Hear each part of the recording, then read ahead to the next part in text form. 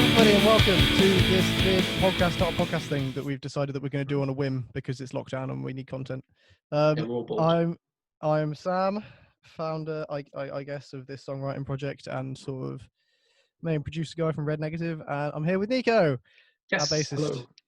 hello. He's How you doing? gonna, so we're gonna give you a bit of a talk through sort of general process, I guess, and we're gonna have a bit of a talk through how Sweet Summer Girl evolved into the song that you guys have all heard and loved.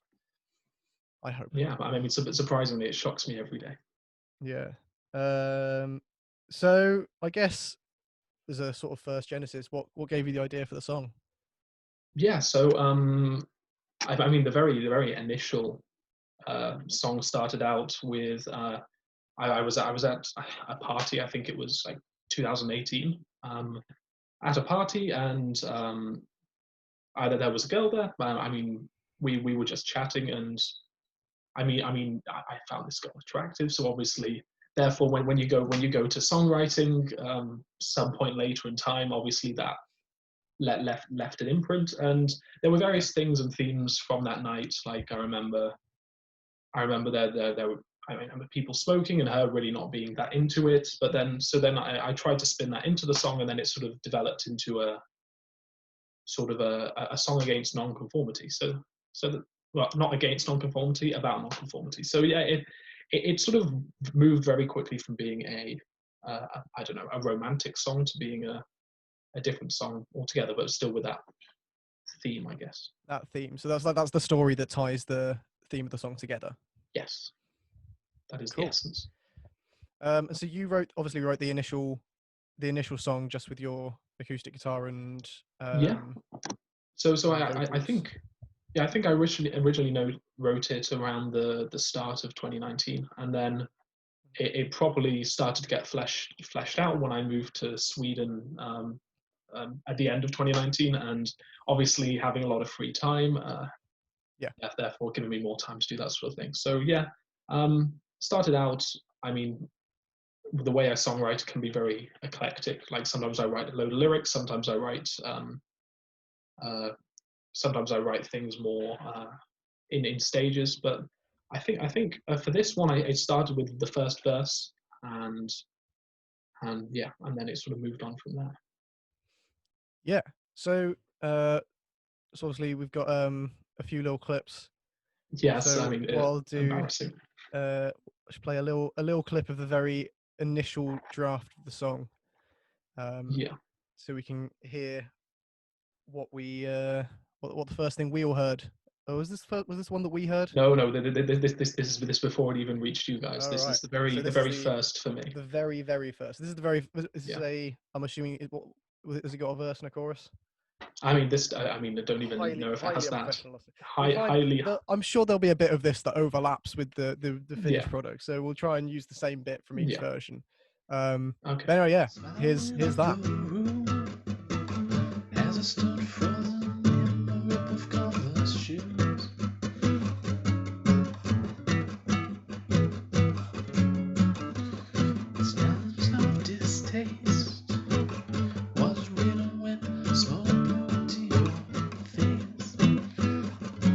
I'm assuming that's the first recording you ever did of that song. Yeah, I think the first or the second. I did find an older one, but it was literally just the same first three lines. So I thought that would be a spare you having to listen to that. But yeah, that was the start of it.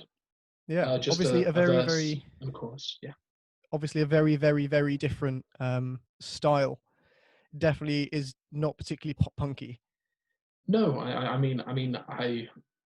I think when I initially wrote I think the initial tune that popped into my head as in being the first verse, I think that popped in from a completely different sort of jazzier chord sequence that I'd heard somewhere around, and then obviously I didn't want to plagiarize that, so I went around trying to rework the chord sequence and do something a bit different. So I write all my stuff generally acoustically, so I rely a lot on you guys to bring it into something else. Yeah. So when you wrote it, is that what did you have a genre in mind, or were you thinking it wanted to be acousticy, or? Not really. a lot of the stuff I write acoustically, I don't necessarily have a genre in mind when I write it. I more think of the themes and the setting and the imagery that I want to bring across. I think is more the focus. and then just sort of see where it goes. Yeah, and sometimes I hear a genre I want it to be. Sometimes I really feel like that what the song wants to be. Yeah, But this one, nothing jumped out to me particularly. awesome. So from there, I'm assuming you did a few lyric editings. Yeah, so my lyric writing process is quite interesting. I have several notepads, and I mean sometimes I'll write the lyrics first, and sometimes I'll write lyrics and chords in tandem. But it's quite interesting because looking back at it now, you see lyrics that you've crossed out and that you've thrown Yeah, away and that you've changed. So I think from this song, if I remember correctly, the first verse I think never really changed. That sort of came to me quite organically, and that was something that was quite easy. But I think yeah, always the very first thing you write is the easiest and the purest and the closest to the themes you want, and then you have to be yeah, careful not to lose your way. So I mean, I have some lyrics here, but so obviously in verse 2 you have we dance through the night, they dance with the smokes out of sight. I yeah. found that the second line I had written flirting with the ghosts of past and future loves, which is definitely a bit long-winded. I'm not A little sure. bit. It's a quite a long way of getting to where you needed to be. Yeah, I mean I'm not sure quite where that came from, but It's a nice sentiment. I mean it definitely is. But yeah, I think they dance with the smoke out of sight was a bit more succinct and a bit more thematically Yeah, pleasing. sort of. It definitely made more sense in the context of the song. Yeah, By the that's one I time definitely pick out. it is on there. Yeah. Um. Great. And then so at the end of the second verse as well, you've got a few options. Is Yeah, that so each line so has an option, or is that two options for the last line? yeah, two options for the last line. So the last line was showing sin it tried hard to hide and could no longer hide was another option, but obviously I think in terms of rhythm that didn't really work. And then Yeah. that left you mystified or hypnotized. I'm not quite sure. I mean, I think the big theme I was going for here with smoke and ghosts and mystify was that it was all quite ambiguous. I guess that's the imagery I Yes. was going for. That But makes yeah, sense.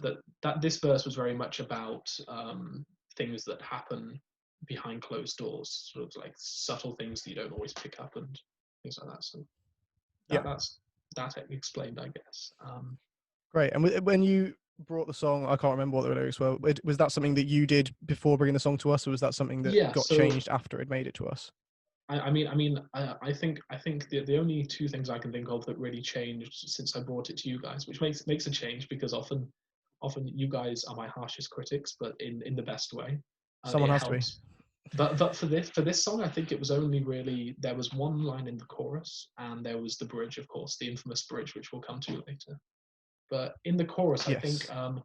so sweet summer girl, can't you see this is in your world and I'm trying to show you, but you just don't realize. And I think initially I had things I'm trying to love you or trying to know you, and I wasn't entirely sure which way I wanted to go with that.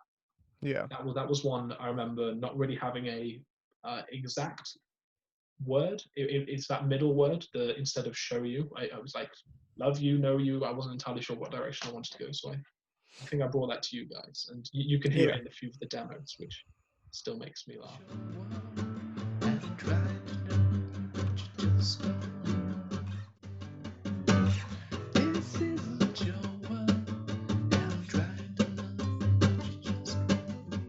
So yeah. So already before it's even made out of your made it anywhere, we've already got several lyric revisions. I I think mean, it's the chorus was a mess. I mean, yeah. in some of these voice notes, you can hear that I had the chorus different ways around. So I had so it went sweet summer girl, can't you see this is in your world? I'm trying to show you, but I just don't realize. And then I think I went into stood there in your pearls as like the next line in some instances, which was really interesting. I mean, and then instead of help me learn, I had things like I watch you twirl in my initial Yeah. lyrics, which I mean I try to channel in the music video, as I'm sure everyone can see. Yes. I'll smack a gif of you doing that over the top of this section. Oh, excellent.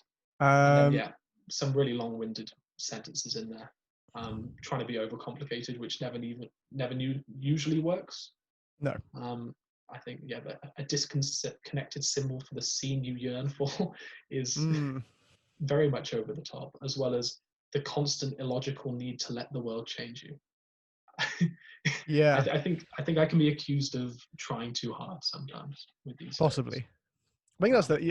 You've got to sort of throw all your ideas down, and then you just pick out the ones that aren't ridiculously pretentious. You can definitely see that I was struggling with this. I think in one of the voice notes, I'm just there going da da da da da, which gave me a giggle. But yeah, cool. And then, so in the second verse, we've got a few more changes. Yeah, this was actually one I forgot. One that you guys helped me with, because I had the line, "Shine bright, the light won't sound the same," and I was trying to be probably a bit too clever again. I'm trying to be sort of you're in the atmosphere of a party, the lights, the music, sort of trying to blur that all together. But you guys definitely brought me down to earth and made me realize that the line doesn't really make sense. Yeah. It makes much more sense to say the light won't shine the same instead the light won't sound the same. So that was definitely useful. Good critiquing on you guys' part. And I think that brings us to the infamous bridge, which I feel people should probably listen to first before we talk about it in its infancy, what it initially sounded like. The box would sound the same. The box to play that game. The game, only one night. The game, the box now for life. The box will sound the same. So, we've just heard the original bridge for Sweet Summer Girl. Yeah. Talk us through your thinkings there, Nico. I mean, these are one of the things that I don't even know how much I can explain. I mean, I felt like it wanted a bridge, and I wanted to write one, and I think at this point I wasn't necessarily working the best creatively. I think once again trying to be too clever, which I think is probably my biggest issue as a lyricist. Yeah, I was trying to go like, oh, so you've got this temptation and these this mysterious things going on. It's a Let's Pandora's go for like box thing. But yes, exactly. Oh wow. That was that was like the weird link I was making, but it didn't really work. I don't really know. I think the game, I guess, was a reference to verse 3, sort of saying that the night's a bit of a game. I guess that's what the reference was, but I mean, I can only justify so much.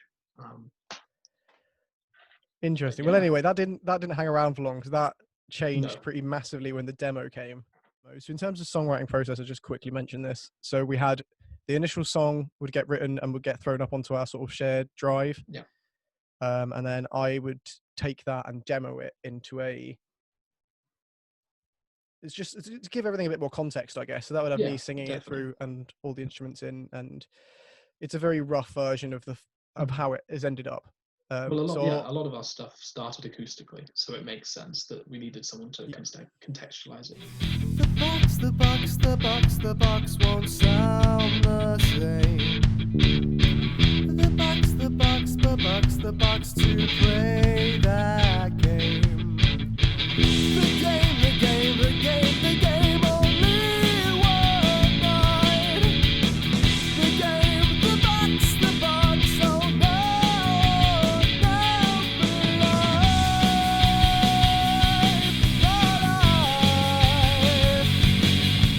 Okay, so what that did do is give us the melody for the bridge.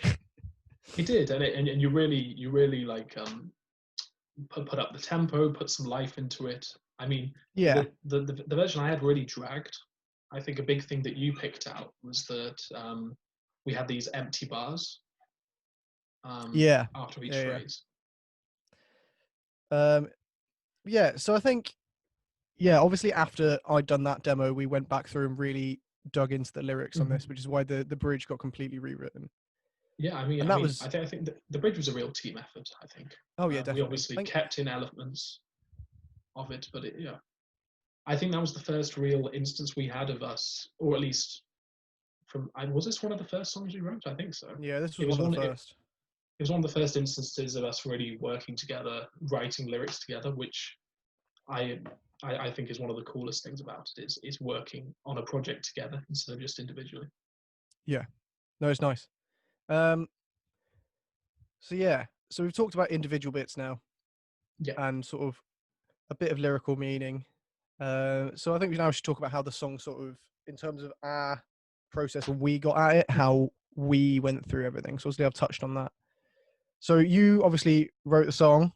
yeah, You did the sort of the voice note version, and yeah. we from that it got turned into the demo. Mhm. The demo then got scrutinized, and we talked about what we liked in it, what we didn't like about it. Yeah, And then we did some more lyric editing, which is how the bridge ended up how it is. we did. Yes, much Um, needed. and then I think in terms of big changes from demo to final song, the biggest one has got to be the lead octaves that Andy put in. Yeah, I mean, he put them in the chorus, really made it a bigger sound, much more imposing, gave it a lot more punch, and I think Yeah, that and was it a really big thing changed really the for harmony us. as well Yeah, by obviously no, going it in the other worked really well. direction. The game, the box now for life. The box will sound the same. The box supposed to play that game. The game, only one night. The box now for sweet summer girl. Can't you see?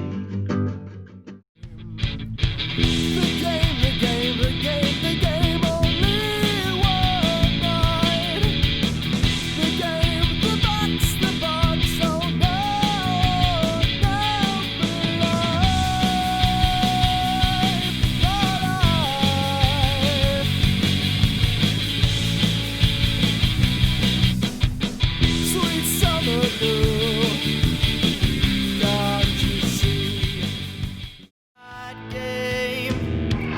After the game, we'll see if it's only one night. After the game, we'll see if it's just now or not for life.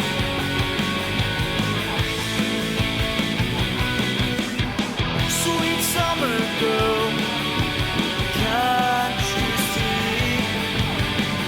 This isn't your world. So there we go. That's got us down to the final version of Sweet Summer Girl, which is where we ended up, and that's Yeah. what's been released. It's interesting going back in and sort of reliving this process, because obviously we have been working very linearly. It's been very much we finish a song, move on to the next song, and then Yeah. never go back to it. But it is interesting, sort of realizing just how much evolution's gone into it.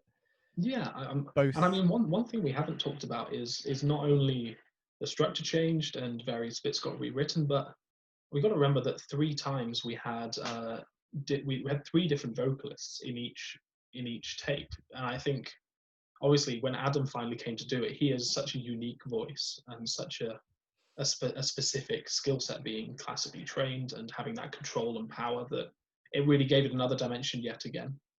Yeah, no, it definitely did. Because I think there was only obviously when you in all your versions, it's very sort of Yeah, whispered, so there's not actually yeah, that much you of can course. do other than sort of outline where you want the melody to go. I had a bit I more. was yeah. I had a bit I more was I liberty. was living in a flat with Yeah, a Swedish man who didn't want me to make much noise. yeah, yeah. I had a bit more liberty, luckily, and then obviously Adam really did go for it on his final on his actual takes, which is very impressive, and it really did change the character of the song. Yeah. As they said in the Fault Lines blog review, Yes. it was really the defining characteristic of that song that set it apart from the rest of the genre. Well, I think for us as a band, I think a big part of what I think we are, I wouldn't say struggling, but we spend a lot of time trying to find our sound, and I think a big part of it is I think we have a really wide music taste, really wide view on genres and what we like to write and what we like to sing and play, especially with Andy in. But Yeah, I think Adam very much ties it together and brings something that is uniquely us. And that's fun. Definitely. Yeah, I definitely agree with that. I think that's what what creates our actual sound at the end of the day. Yeah. Much more because everything else, the guitars are just the guitars. As great as Andy's playing is, especially on the songs that we've released so far, just because there's not very much actually instrumentation wise, not a lot of interest coming along. Yeah. And they are both very different styles, which is why having Adam's voice to really pull it all together, not just his actual tone, but the way that he sings, it's very technical and precise. You're right. Awesome. No, it's nice. But yeah, anyway, thank you for taking this trip down memory lane with me. No, good chat, and it brings back some interesting memories from the archive and from my lyric books. Very, very weird. Indeed. So we hope that you've enjoyed coming with us down memory lane. We want to thank you for watching the video. If you've made it this far, you're an absolute hero. Be like 2 of you. Yep, maybe if we're lucky. But yeah, if we're planning on doing a few more of these kind of things in future, just because these streets it has got a story. It has. But mainly, I think I definitely want to do one about the process a bit more from a production point of view. I think I'll probably do that one with Andy, just because it's very different to how every other band has done things. And I think, I hope that at least one person out there is as interested in it as I am, because I'd definitely be interested. But anyway, thank you for watching. If you want more, let us know. If there's anything specific that you want to see, let us know, and we will make sure we get on that. Try and like the video, leave a comment, and if you want to share it, then go ahead. Anyway, thanks for watching. Bye. Bye.